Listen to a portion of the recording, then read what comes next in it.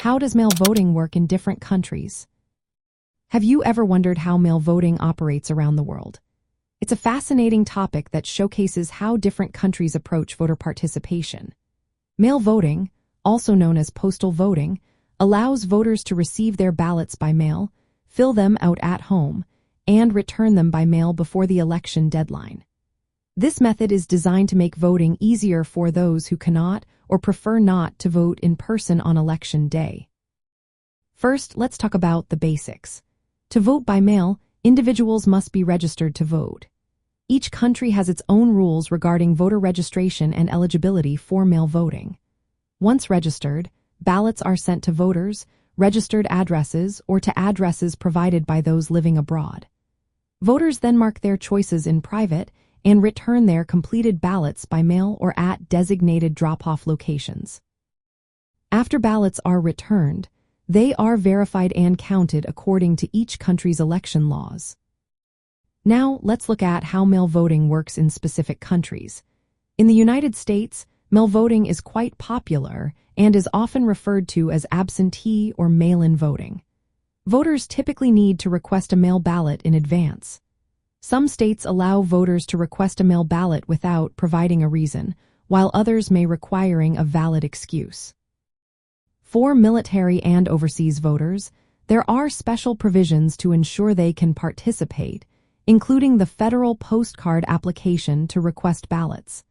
Ballots must be returned by election day or within a short grace period. In India, postal voting is limited to specific groups known as service voters.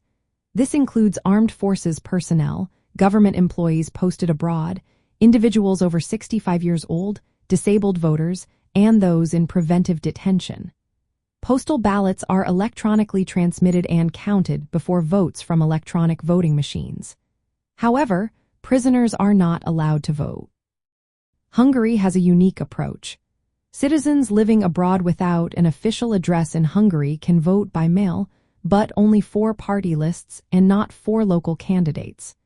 This system is designed to accommodate expatriate voters and has become a significant part of the overall voting process.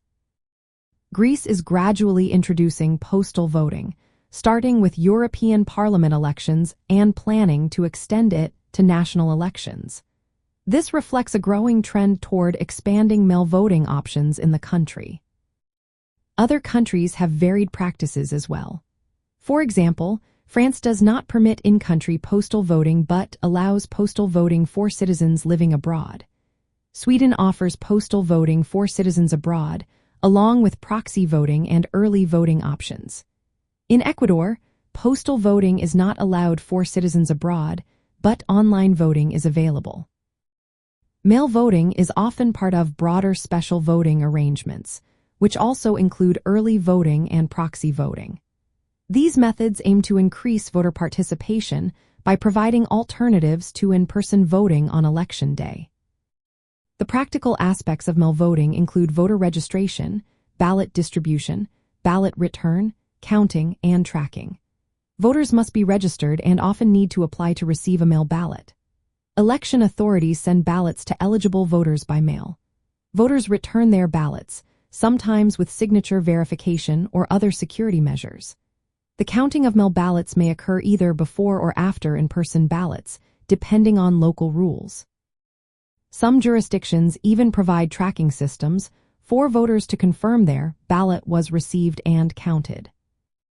Mail voting plays an important role in enhancing accessibility for military personnel, overseas citizens, elderly or disabled voters, and others who face barriers to in-person voting. However, the eligibility criteria, security measures, and availability of mail voting can vary widely among countries, reflecting each nation's election laws and administrative practices.